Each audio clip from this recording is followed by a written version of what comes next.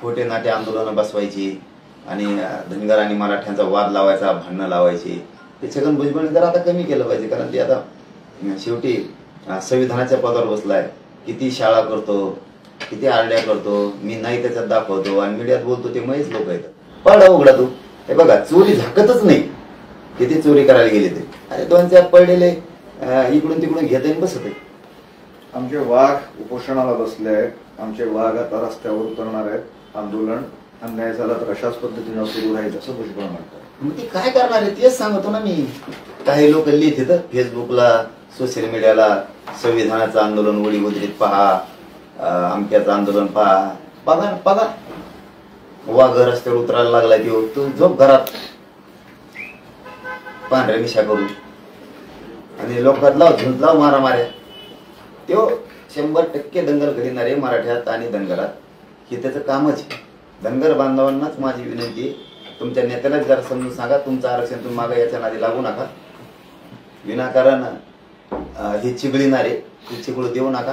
शेवटी निर्णय तुमचा आहे. शेवटी आता त्याचे वाघ आहेत तर आमचे कुणीतरी असतेनच ना.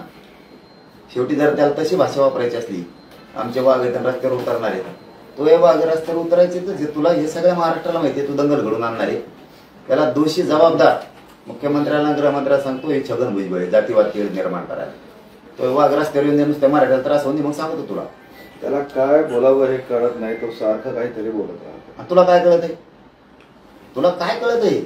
संविधानाच्या पदावर बसतो, उपोषण बसितो, आंदोलन बसितो. आम्ही शांततेच्या अंतरावलीत बसलो तर सभा काय घेतो, त्याच्यातून बाकीच्याला वाटून दिलेत, वाटण्या केल्यात. तू असं म्हण, तू तुडीन म्हण, एक जण पाय तुडीन म्हण, एक जणांनी माझ्या वैयक्तिक याच्यावर बोलायचं, हे वाटून दिलेत तिने, हिशे पाडले. मी हे बोलणार, मला सरकारचं बंधन आहे, मी संविधानाच्या पदावर बसलोय, मला बोलता येत नाही, तुम्ही बोला काचाकच, मी हाय तुमच्या मागं, असं वाटण्या पाडून देतोय देऊ. इतका तर त्याला काय कळतंय? ते कोणतं शान आहे? स्वतःला शान समजत आहे तर असं वाटण्या पाडून देईन का बोलायच्या? आणि परत संभली तुम्ही, मी सत्तेत आहे, सगळे मंत्री तुमच्याकडे आणतो, तुम्ही फक्त तिकडं मानात. म्हणजे हे काय आंदोलन आहे? आमच्याकडे मंत्री आले की त्यांच्याकडे आले पाहिजे, आम्हाला लिखी दिलं की त्यांना दिलं पाहिजे, आमच्याकडे मुख्यमंत्री आला की त्यांच्याकडे आला पाहिजे. बोलायचं सांगतो, तुम्ही म्हणा मुख्यमंत्री मराठ्याचा असं म्हणा नुसतं, मी आपोआप दबाव आणतो. मी आपले पडलेले फेडेले हे सार सगळा गोळा करतो आणि सरकारवर दबाव आणतो. मग तेच म्हणायचं सांगतो की मुख्यमंत्री मराठ्याचा आहे म्हणा. मग तसं म्हणलं की मला जवळ करते, काय नियतोय मला जवळ करते ना, मग मी सगळे मंत्री घेऊन तुमच्याकडे येईन, मग तुमची इज्जत वाढत, तुमची किंमत वाढत, तुम्ही नवीन नेते तयार होता. मी तर काय आता हायच तुमच्या मागे खंबीर सत्तेत असलं सांगत आहे ती. त्याला सांगत तर लाज वाटली पाहिजे. त्याला वाटतं की मला कुठून माहित होतं, लाज वाटली पाहिजे खरं त्याला काय सांगतो आपण. आणि त्या मुख्यमंत्र्याला मराठ्याचा म्हणून बोलायला लावतो, त्यांच्यावर आरोप करायला लावतो.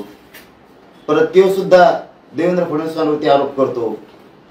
उलशी काय झालं की इतकं तर म्हणजे इतकं बेटीच धरते ते सरकारला सुद्धा आणि मराठ्या सुद्धा. सरकारने वाटप केलेल्या जात प्रमाणपत्रावर श्वेतपत्रिका काढावी, बोगस कुणबी प्रमाणपत्र देणाऱ्यावर कारवाई करू असं आश्वासन सरकारने दिलेलं आहे, म्हणून आम्ही उपोषण सोडलेलं आहे. तुला येतच काय? तुला गोरगरिबाच्या भांडणं लावण्याच्या पलीकडे आलंय काय आतापर्यंत? विनाकारण तू आता धनगर बांधवावर नाराजी ओढून लावायला लागलाय मराठ्यांची. मराठ्यांचं धनगराचं काहीच नाही झालेलं. महाराष्ट्रातील सर्व बातम्यांचे विश्वासार्ह व्यासपीठ, सकाळच्या सर्व सोशल मीडिया प्लॅटफॉर्मला लाईक, फॉलो आणि सबस्क्राईब करा. तसंच सर्व नोटिफिकेशनसाठी बेल आयकॉन प्रेस करायला विसरू नका.